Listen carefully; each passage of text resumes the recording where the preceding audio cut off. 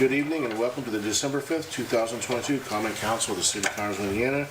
Before we rise, I want to have the Boy Scout Troop 166 come up. They're going to lead the Pledge of Allegiance. And if you could explain who you are and why you are doing this.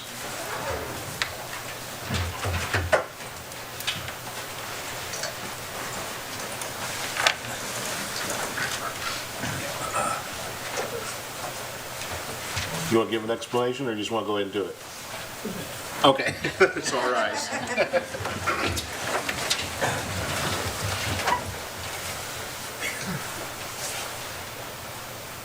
I pledge allegiance to the flag of the United States of America and to the republic for which it stands, one nation, under God, indivisible, with liberty and justice for all. Remain standing as Pastor Buchanan comes up, please. Let's pray. Heavenly Father, we come to you tonight, thanking you, Lord, for your blessings this year to our city. Thank you, Lord, for your favor, the grants that we've received. Pray that you would bless this meeting tonight. Pray that your hand would continue to rest upon our city. Bless our city officials, Lord, and all those that serve. I pray that wisdom from heaven would come. Let your will be done in Connersville as it is in heaven. In the mighty name of Jesus we pray. Amen. Amen. Thank you, sir. Thank you.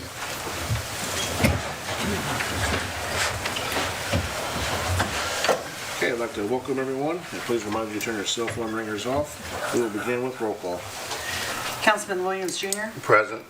Councilman Phillips. Present. Councilman Robb. Here. Councilman Gray. Present. Councilman Collins. Present. Councilman Warner. Here. Councilwoman Barrett. Present. Everyone has the minutes from the November 21st, 2022 meeting. Are there any additions or corrections to those? If not, entertain a motion to approve the minutes. Second. I have a motion and a second. All in favor signify by saying aye. Aye. Any opposed, same sign. Motion carried. On down to new business. We are privileged to have Executive Director Denny Spinner from Okra here, and he has a presentation for us. Thank you, Mayor. Thank you, Council. I am Denny Spinner, and I'm the Executive Director of the Office of Community and Rural Affairs, and I'm here to share with you a little bit about the HELP program that Connersville is about to embark in. We had a great opportunity to have a ceremony at the State House last week, and your community was well represented at that, and I just wanted to take this opportunity to give you a little bit of a preview to how things will be going here. As you're probably aware of, the Office of Community and Rural Affairs is a member of the family of business for Lieutenant Governor Suzanne Crouch, who has been a strong champion for rural communities for all of her career here in Indiana. And Okra was also the instrumental in what was the Stellar Communities program. You might have been familiar with that program as kind of a bellwether program for our state in helping create a lot of energy. But the Stellar program was launched in 2011. It was an effort to help rural communities recover from an economic downturn. If you remember in 08 and 09, what the downturn was like there. And what the Stellar program allowed local governments to do was to dream big dreams and to create some aspirational projects that were transformative for the communities that were part of it. This program was a boost to rural Indiana, and it was the right program at the right time. And I must admit that I was mayor of Huntingburg before I was director of Okra, and Huntingburg was a Stellar Community designee in 2014, and I know firsthand the impact that program had on our communities and similar communities. But today, rural Indiana communities are facing another issue of recovering from the effects of the worldwide pandemic. Under the leadership of Lieutenant Governor Crouch, Okra was challenged to create a program to meet those new needs. Local leaders are faced with the issue of properly and effectively utilizing funds from the American Rescue Plan. And one of the first things we did when the ARPA money came out was we surveyed many of our constituents, like Mayor Franken said, what's Okra's role as we face this different challenge? And what we heard was the communities were seeking guidance from Okra as a trusted partner in the past, and making decisions to create legacy projects that will sustain the communities for years to come. So that's where we came up with the Hoosier Enduring Legacy Program, or HELP. And I've been at Okra now for 2 years. When I first day on the job, I had to learn a new language. It was called acronym. So now, as 2 years into my term as Okra director, I've now created an acronym. So I think I'm officially now a part of state government, because the Hoosier Enduring Legacy Program is HELP, and it's an idea to promote stability in our communities and make them more resilient to economic downturn. HELP takes a lot of the pillars of what was the Stellar Communities Program and helps us to capitalize on those previous successes while addressing the current environment in our Hoosier communities. The new program creates or supports cities and towns and counties directly by creating a peer network of system that between communities that are participating in the program. We already saw evidence of that just Thursday afternoon. And it helps you develop a strategic investment plan that to provide planning for the set aside and implement projects in that strategic investment plan. HELP is a process that culminates in a strategic investment plan that will help guide you as the fiscal body for your community make decisions in where we are going with this first tranche of money. Throughout the program, Okra will be engaged with 4 of our leading institutions here in the state, and this is something we're very proud to be a part of.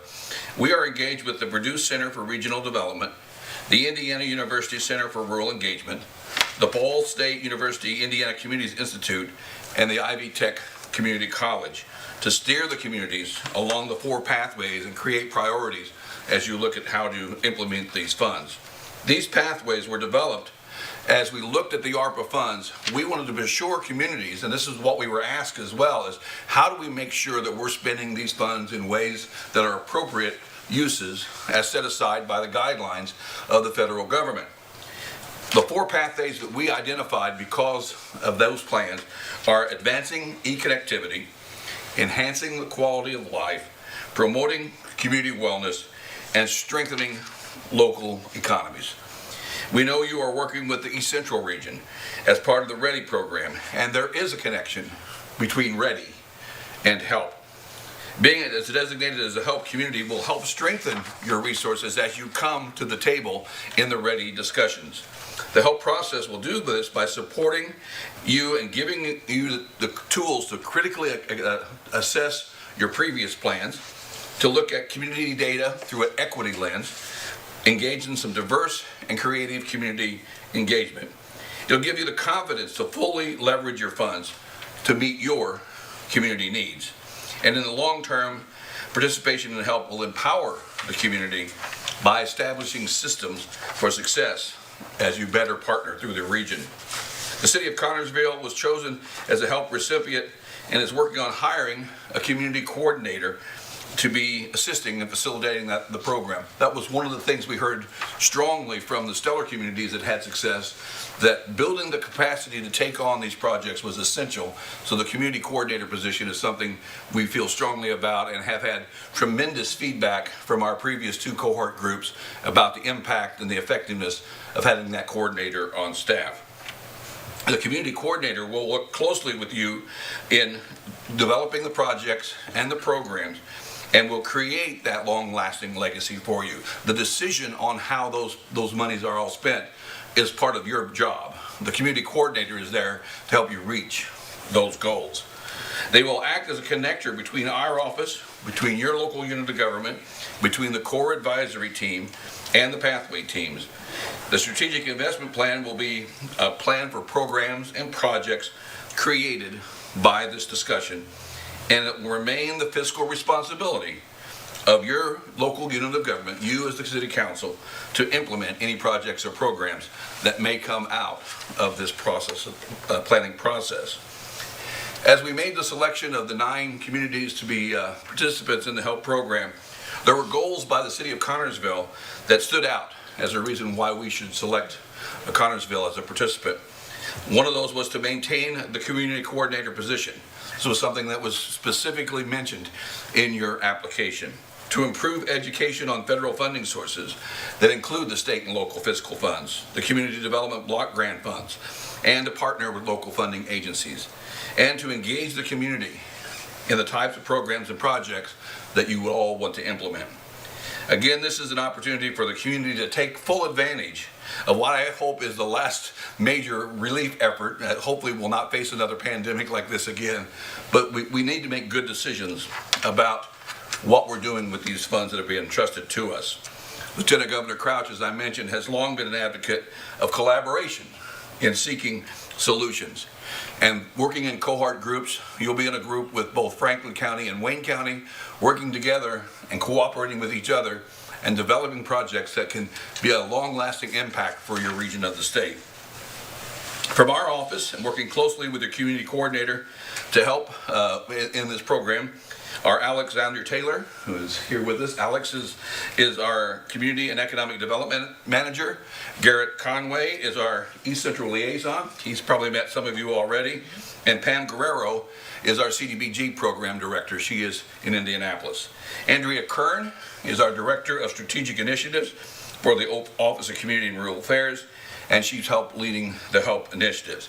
The contact information for all these resources are in the pamphlets, the programs that we just handed out to you.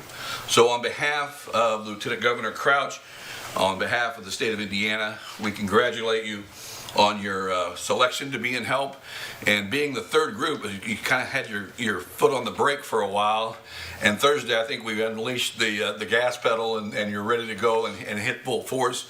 And we're excited to have you be part of the program. I think you're going to gain from a little bit from being the third group, because we've learned some things from our previous cohort groups that I think are going to be advantageous to you all. So again, congratulations. I'd be happy to answer any questions you may have. And Mayor Frank, thank you again for putting us on the agenda and having the opportunity to address you here this evening. Thank you, sir. Thank you. Anybody have any questions for him, Liz? Thank you for coming down. Thank you. It's always a pleasure, and we look forward to this is the first of many times, many conversations over the next 9 to 10 months that we'll be around, and look forward to working with you closely in the next year, and look forward to seeing the plan that you put together for your community. Thanks so much for your time. Thank you. Thank you. Thank you.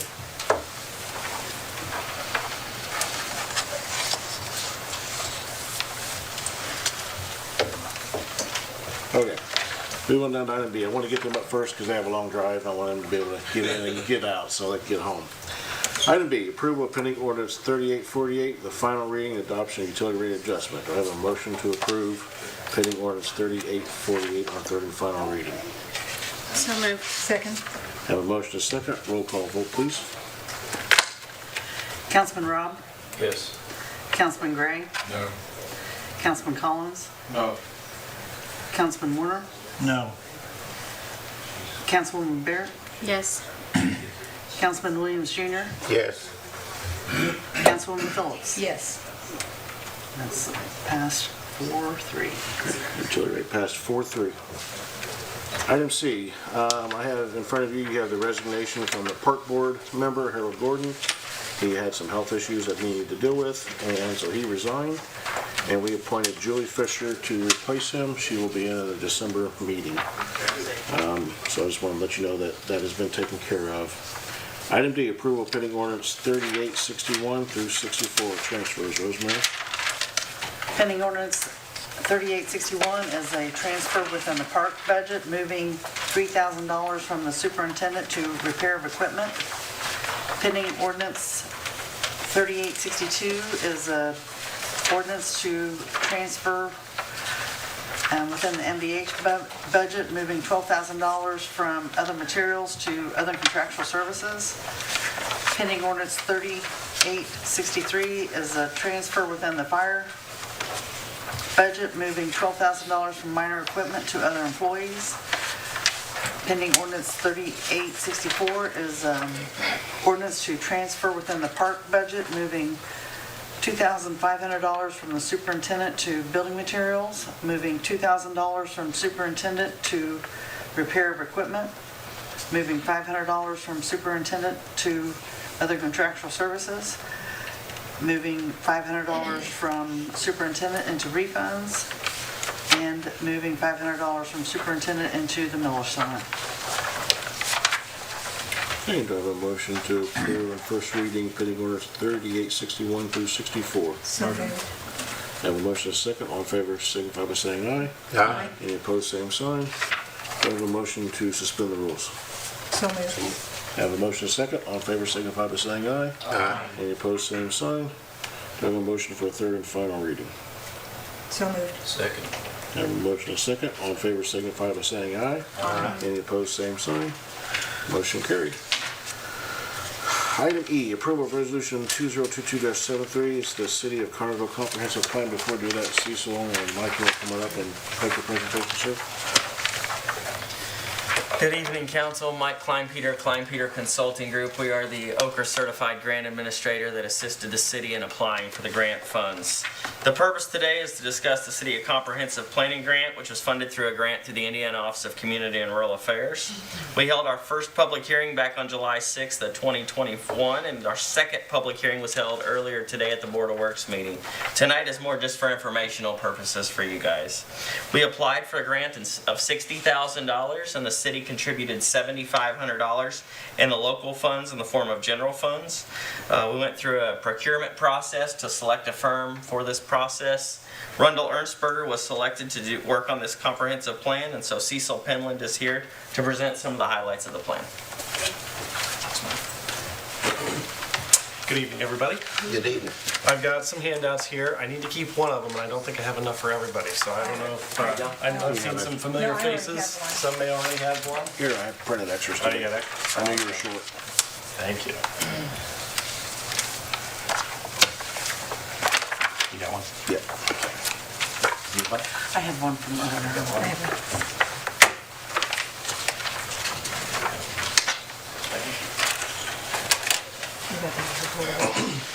All right, well, good evening, everybody. Thank you. My name's Cecil Penland. I'm a landscape architect and a principal with Rundle Ernstberger Associates. We are a landscape architecture, urban planning, and urban design firm based out of Indianapolis. I'm actually fairly local, just across the border in Wayne County, so just north of Connersville here, about 10 minutes or so.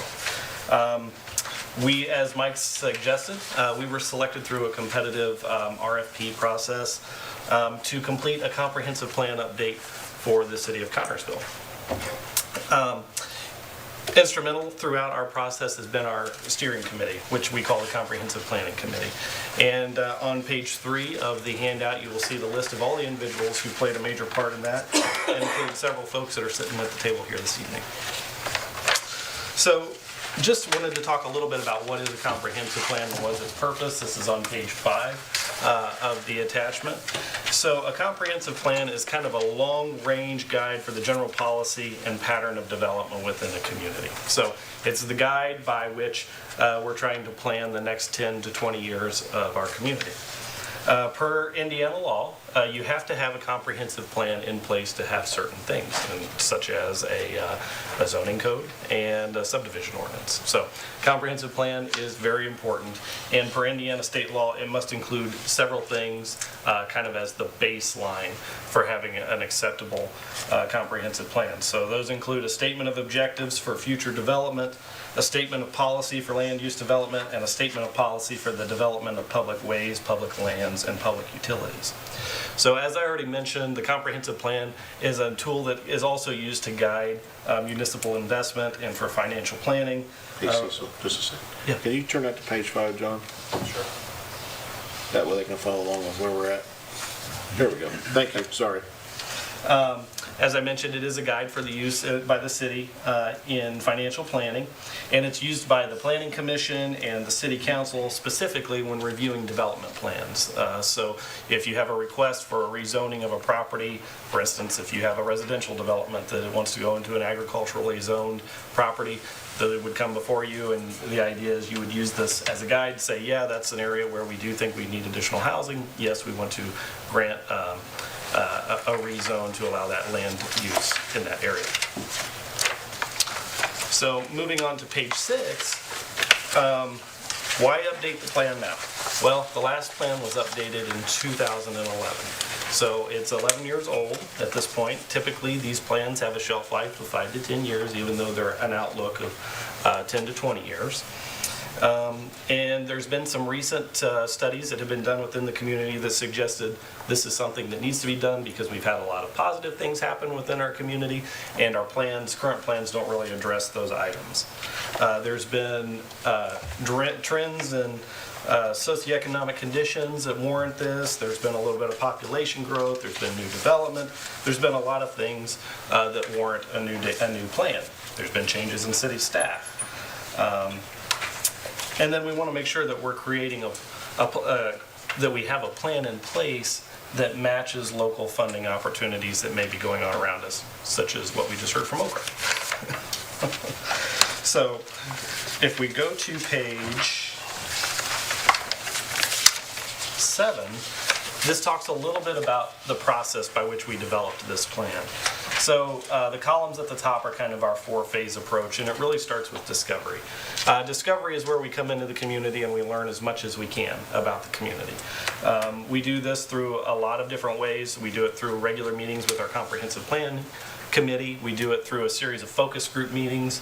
Here in Connersville, we met with 7 or 8 different groups over the course of a couple of days, and those varied from students at the high school to local business owners, philanthropic organizations, city leaders, utility coordinators, all kinds of folks. We also had an online survey we set up at the Celebration of the Ville event to solicit public input. And we've reviewed all the existing plans that we could get our hands on. So from that, what we do is called a visioning phase, where we take all that information, we synthesize it down, and we try to determine what are some of the recurring themes, and based on that, what maybe would be some of the goals, the objectives, and the vision for what we're trying to accomplish here. Then we move into the frameworks, and that's really the meat of the plan. That's where we're pens on paper or fingers on keyboards, typing in the majority of the plan and actually putting information to paper. And then that brings us to implementation, which is where we are this evening, which is the adoption of the plan. So on page 9 is a little bit about the plan organization. So because this plan was funded through the Office of Community and Rural Affairs, they have an outline for which you must follow. And basically you have to address 13 different subject matter, and those are outlined in chapters 4 through 16. In addition to those, there's some additional things that we always like to do. We like to create an implementation chapter, which is kind of how we actually put the plan into action. And we like to create an overall vision for the community. And then we actually like to take those projects that we're going to outline in the plan and we develop them into a matrix, which is kind of a step-by-step action plan for your community. So on page 10, just a little bit more about this. For each of the subject matter, again, chapters 4 through 13, they're broken down into existing conditions. There's visions and recommendations, which is the vision statement, goals and objectives. There's implementation, which is projects and action steps. And then there's public input, which is what we heard throughout the process that drove our goals and objectives. So with that, I'm going to talk a little bit about the vision that we have outlined in this plan. So on page 12, one thing we like to do as a consultant is not only develop vision statements for each of the subject matter, but we like to create one for the overall community. As I mentioned, when we have our public input and do our deep dive and analysis, we hear a lot of recurring themes. And a vision statement is intended to be just that. It's a vision. It's not necessarily where we are today, but it's where we aspire to be. So just real quickly, I'm going to read this out for the group here. The City of Connersville is a community teeming with pride and ambition that is focused on providing a quality place for all residents and businesses. Connersville is a community of many different people and ways of life where all live, work, learn, grow, and age together. The community is centered around strengthening neighborhoods, attracting, training, and retaining local talent and workforce, promoting local businesses and industries, and building upon the local character and quality of life that Connersville has to offer. What we're trying to do here is to reflect that we know as a community we have a lot of assets, from our history to our industry, to the people that live here. So we want to take advantage of those, but we also understand we have some things that we need to do. There's some work we need to that we need to do, because what we want to do is we want to attract these young men that are sitting here in the front row to stay here after they graduate high school and make a life here for themselves. So on page 13, I'm sorry, all right. Yeah, on page 13, this is just a very high level, there's a lot of information in this plan. Over the course of these 300 pages, there's about 139 different recommended goals and projects. So within that, the breakdown is 64 goals, 75 projects. What is important to know is some of those are what we call low-hanging fruit, which means they're low cost or no cost other than the time that needs to be invested to accomplish them. And some of them are higher aspirational goals that do cost something more significant. So on 15, what you see here is a little bit about implementation. I'm going to talk about this matrix in just a moment, but when it comes to the City Council and the Area Plan Commission, one of the jobs of the groups is to implement the comprehensive plan. So there's some things that we need to talk about in terms of implementation, and one is interpretation. This plan is a guide. It is not a hard and fast document to say you must do this, or if you can't do that. We understand that this document has to be flexible. It is a general guide for your community. It's going to change. There's going to be new opportunities that arise that we don't even know about yet, and there might be things that change that may change a priority within the current plan. So it should also be used during the zoning and development review, which is what I had mentioned earlier. It needs to be monitored and updated.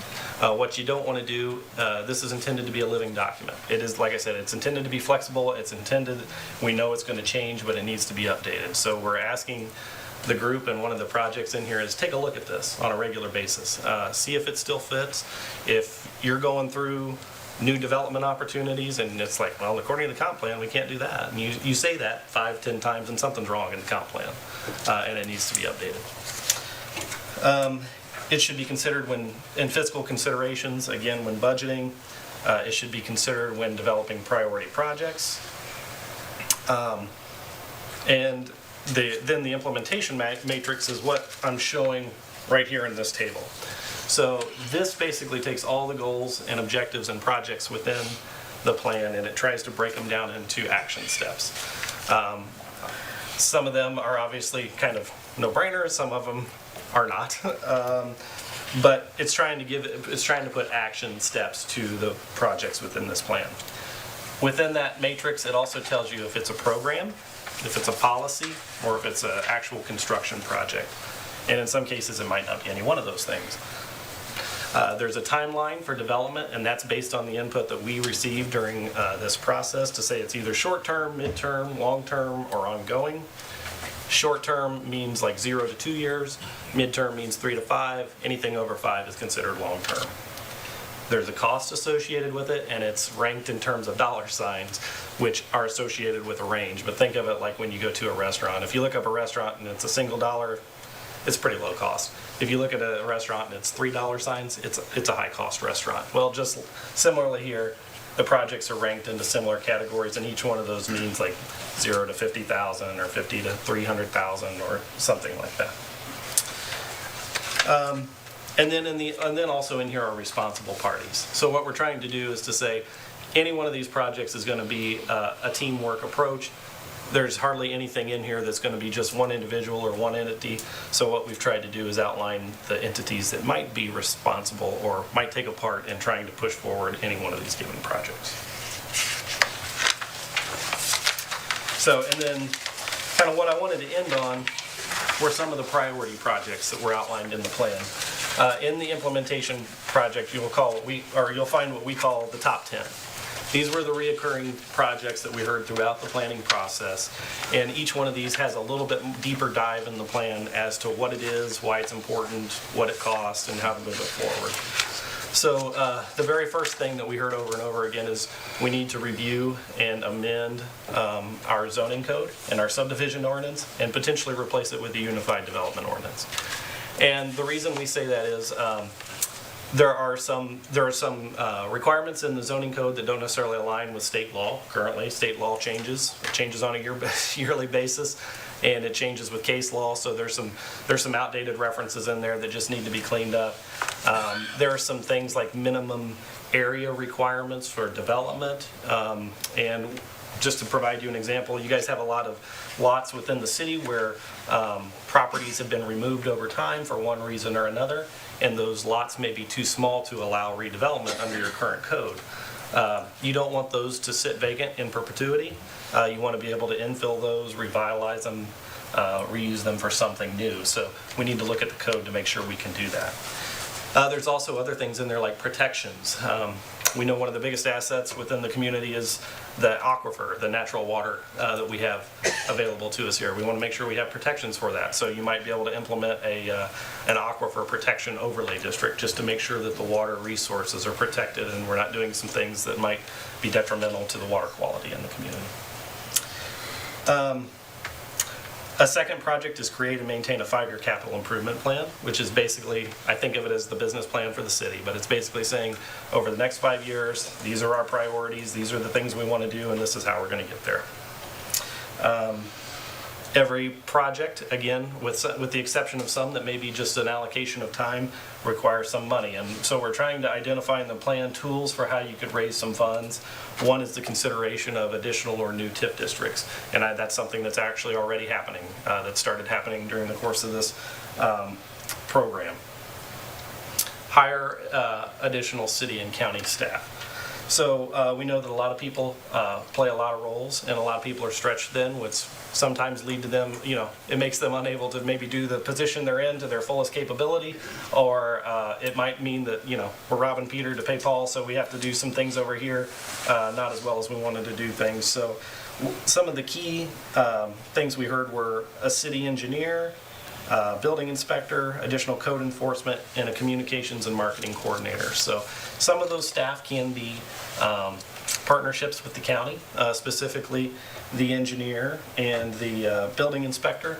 Right now, building inspection falls under the director of the planning department, and he's trying to do a lot of other roles as well. So, if he could pull that off of his plate, that would allow him to focus on some things and also possibly lead to better building code adherence within the county as well and the city. Development of current and ID&R 5-year parks plan. Having a current plan will help you allocate your priorities for parks. We heard resounding from the community. They love their parks, but they would also like to see improvements within their parks. So this would help identify the priorities for the parks. It would also make you eligible for additional grant funding. Create an economic development plan. So as I mentioned earlier today, this actually started out as a downtown revitalization plan, which is an OCRA funded plan that is currently on hold, but will be coming back in the near future. But it allows for a focused effort on the downtown. We've heard a lot about the downtown. The downtown's the heart of the community. It's the cultural center. Healthy downtown is a sign of a healthy community. So how can we help promote our downtown? One is to do kind of a very specific study and develop strategies for how to revitalize that. Update the city's ADA transition plan. This is really something that's ongoing, but we put it in here because it's something that's very important. In order to remain eligible for funding through NDOT, you have to have a current ADA transition plan. I spoke earlier about the zoning code and vacant lots. One thing we need to do is create an inventory of those lots. We know we have a lot of them, but we don't know exactly how many and we don't know exactly where. So we need to map them, we need to identify where they're at, how big they are, and how they align with the plan and what they might be able to be used for. And then lastly is just increase promotion of community events and develop additional community events and programming. What we heard again throughout our focus group process was we got a lot of great people and a lot of great organizations doing a lot of great things, but they're not always communicating well with one another. So the marketing and communications coordinator will hopefully help bring those folks in sync, get the communication going and keep it going, so that we don't have events scheduled over top of one another and that they can complement one another instead of compete with each other. So I know that was a lot of information thrown at you very quickly. And there's a lot to look at in this plan. But that concludes kind of my presentation for this evening. So if you guys have any questions, I am happy to answer those. I will quickly tell you what the next steps would be.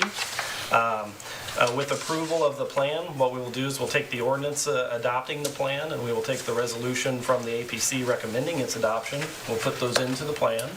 We'll do a final proof edit, make sure that we've got all our misspellings addressed and any other issues. We'll deliver 5 hard copies of it to the city, and then we'll give you an interactive PDF. So within this, you'll notice there are some things that are highlighted different colors. Those are hyperlinks. So when you have it on the website, if you want to go directly to a chapter or a reference in the book, you'll just click on it, and it'll take you right there.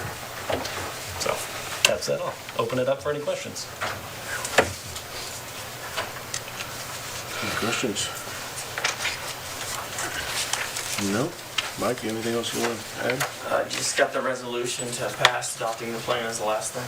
Okay. If there's no more questions, I'd like to make a motion to approve Resolution 2022-73, the City of Connersville Comprehensive Plan. So moved. Second. I have a motion and a second. All in favor signify by saying aye. Aye. Any opposed, same sign. Motion carried. We'll sign that before you leave. You can take it with you if you need it.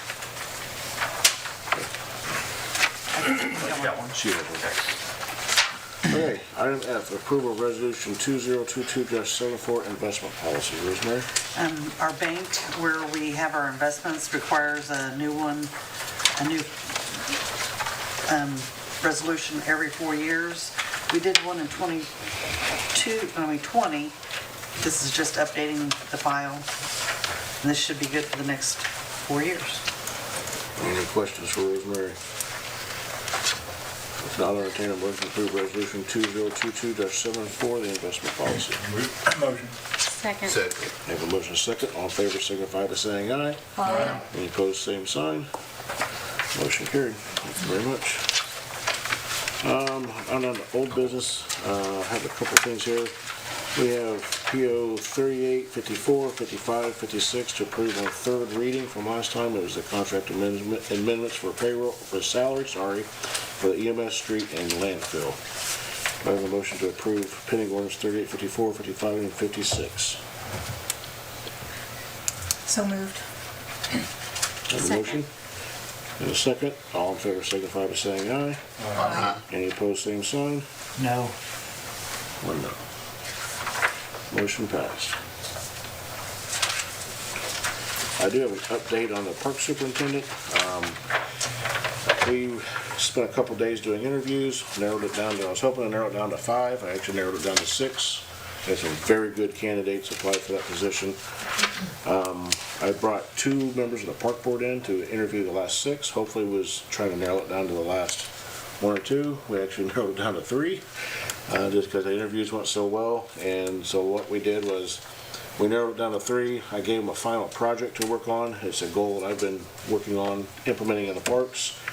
And their project was, I gave them several ways to do that, but I wanted an implementation strategy on how they would do that. So they have until Wednesday to turn those in.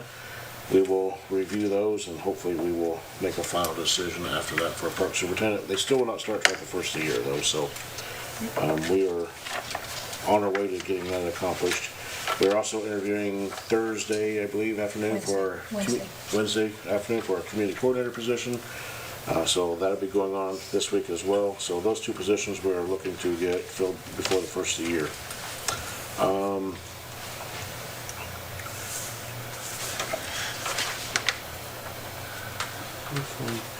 I guess we could do some of the old business. I was going to do it differently, but don't forget on December 8th, this Thursday, we have the Christmas in the Park at Roberts Park, in the Miller Building. It's from 5 to 8 p.m. Photos with Santa, live reindeer, carriage rides, crafts. There's going to be family resource snacks and hot chocolate. I think Johnny's still doing the live stream. You able to get that figured out? So we're going to be live streaming Santa there. So it'll be a good event. So 5 to 8, come on out. I'd love to have anyone's help. Any other old business? Nope. I got anyone from the public anything you want to say? Yes, sir.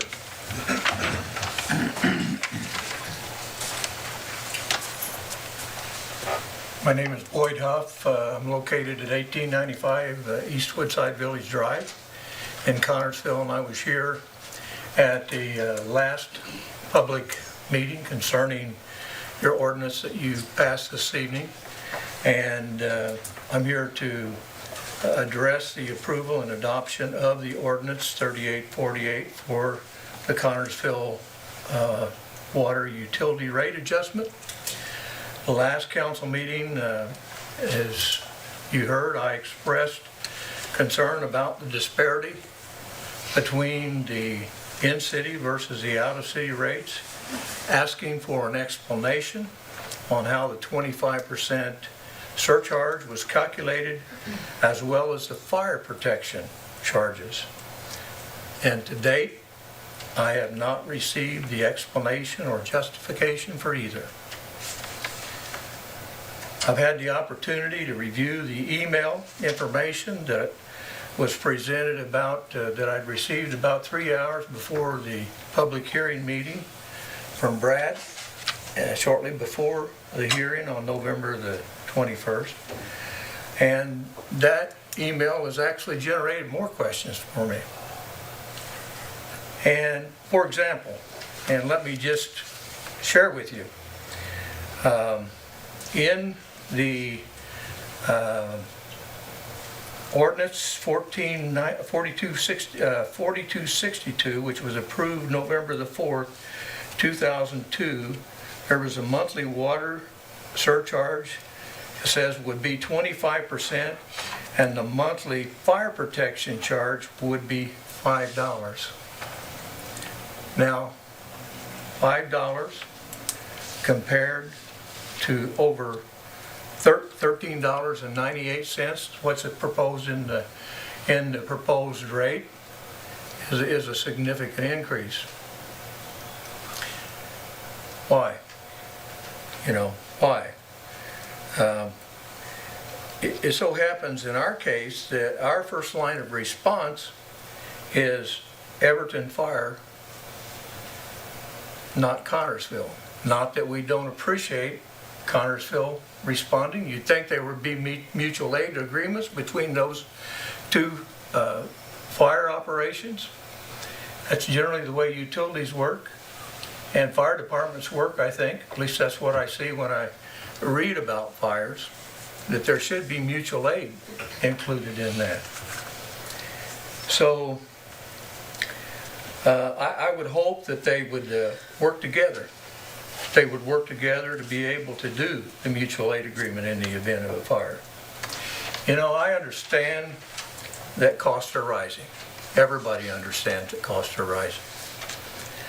I don't doubt that there's a need for an increase. I am willing to pay my fair share. It's just that I ask that it be done in a fair, equitable, and an affordable manner for the members that are served by your utility.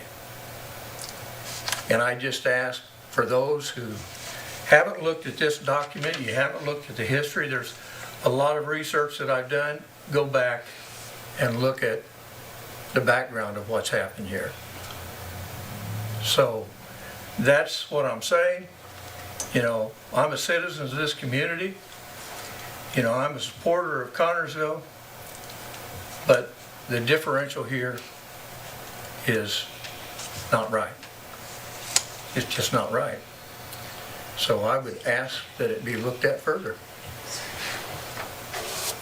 That's my comments. Which, Boyd, I will respond to that. We are. It's taking time because that's a long time ago we're digging into the finding information. So we are researching it. It's going to take some time because it's hard to gather all that information. That is being done. So I don't know. How long is it going to take to get the information? I have no idea. I mean, we're working on a lot of different projects, but we are digging in information. Brad's working on it. We've engaged some people from Indianapolis to help us work on it. We're trying to get the information. And as I told you we would, and we are. You know, the window is important here, as you well know. I understand that. And, you know, there is an appeal process through the IURC. It's a 14-day window.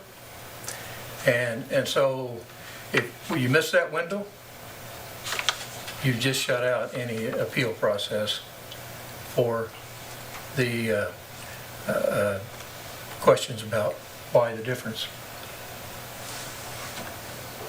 Well, we are looking into it, and I told you we would, and we are. Okay.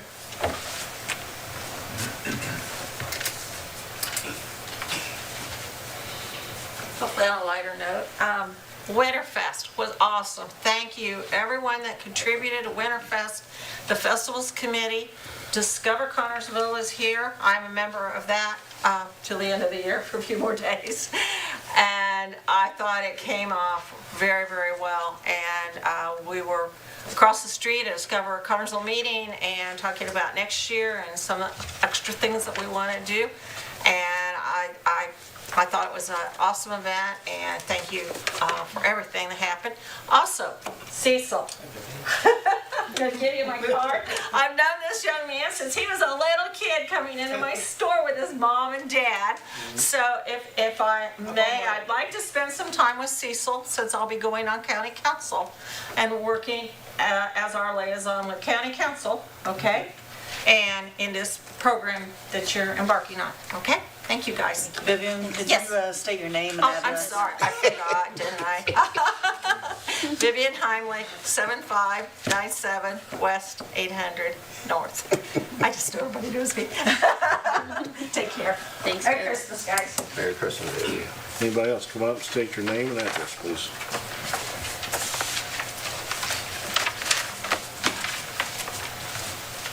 Robert Reisner, 1943 Pinecone Court.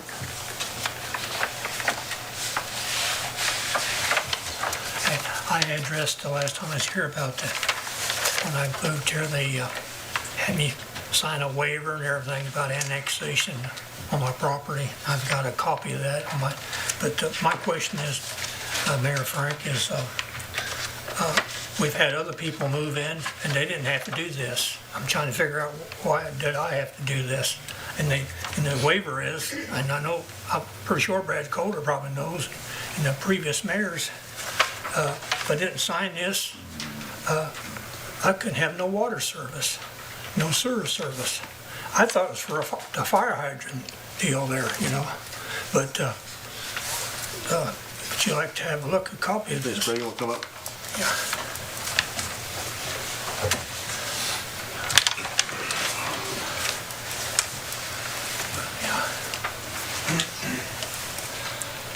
So at some point, and I'm not exactly sure what year, 15, I just want to see the date, 15.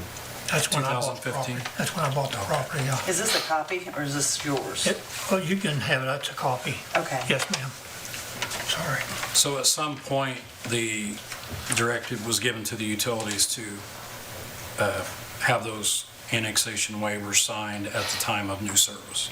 And I would have to look to see exactly what year that was, but it's been, Since 2015 is this, when this I was mean, signed? yeah, I mean, I just don't know how far back we started to require that to be done to offer people outside the city new service, but we continue to do it. Everybody that lives outside the city that signs up fills out one of those. So therefore, I can't protest if the city wants to annex my property, which I don't know why they would really, other than maybe a little bit more property tax, but I don't know why they would, because they'd have to provide fire protection, curbs, sidewalks, trash pickup, you know, et cetera. And, I mean, I don't have no problem with it, I just, I've talked to other neighbors who came in there after me, and they didn't have to do that. Came after you? Yes, yeah. don't I had know, I can't answer one that. couple moved in, it was teachers. I walked in, did you have to do that? Yeah. He said, well, what's the deal? I said, so you're okay with it? He said, it don't bother me. I said, they want to raise my property tax or whatever. He says, whatever they want to do. He says, I'm a school teacher. I said, buddy, that can change in one day. I know that from family, you know. And, but that's what my question is, you know, why do some people have to and some people don't? Or is it lawful? I mean, you know, I felt they told me that they wouldn't turn my water on sewer until I got that done. you know? We continue to have people sign them. Yeah. I'm not saying Yeah. there was a mistake maybe made or somebody wasn't made to. Yeah, But what I do know over the years I've found is that those are only good for a year and a half, I think. okay, I've been there 7 going on 8 years, I think they're only good for 18 months and then they're no longer. so I don't have to worry about it. Apparently not. No, okay, thank you. I don't know anything about it. I don't either, brother. Hey, thanks for your That was in time. 2015, well before I was here. Yes, sir, thank you. Anyone else? I want to echo Vivian's comment, should have earlier, but Winterfest this weekend was fantastic. I mean, what a resounding success. I think the Art Association alone had 500 people come through there in 2 evenings, 2 days. And it was, if you didn't go, you missed it, because downtown was beautiful. The carriage rides were, I mean, the lines were ridiculous. The pop-up shops, I don't know how they did that much. I don't know how, this was all done, I think, from like the middle of September or 1st of October until December. These people worked miracles to get that done. And I think they need a really big pat on the back. And there was a lot of participation, and it was completely successful. The rain, there was a little rain, but it didn't dampen the spirits. It was, there were still people having a good time, and I just want to congratulate all of them because they need a big pat on the back. Yeah, I was going to do that under miscellaneous, but Oh, it's sorry. not on the agenda for some It's reason. not on there, that's why. Miscellaneous threw me for a curveball. Yeah, it wasn't on there. Yeah, normally my standard rule is we want to do an event like that, I try to plan 12 months out. I was like, give me a year. I was like, you do anything under a year, then you're just winging it, and it usually doesn't turn out good. But Brayton was very passionate about it. He's like, well, I think we can get this done. I said, we'll see. So we held a very first group meeting, and my major conference room was packed. I mean, the excitement level was huge. I was like, absolutely, we're doing this. Brayton Johns, Andrea Napier, and Amanda Falk really put in a lot of time. In fact, they're probably not paying attention because they're probably still sleeping over the weekend.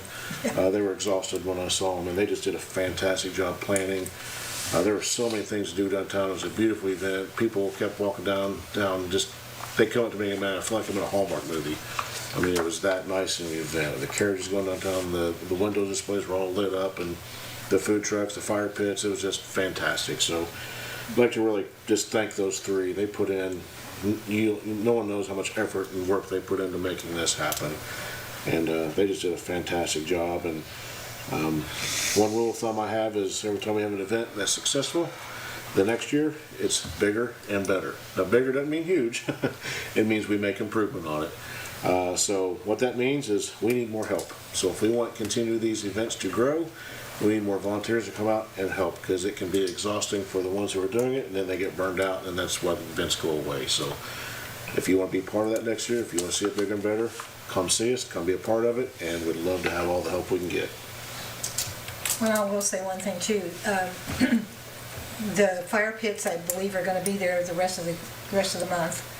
And the pop-up shops, they're going to be open the rest of the month, is that correct? Correct. And the Art Association's local artists have their wares there, and I think it's until December 23rd, is that correct?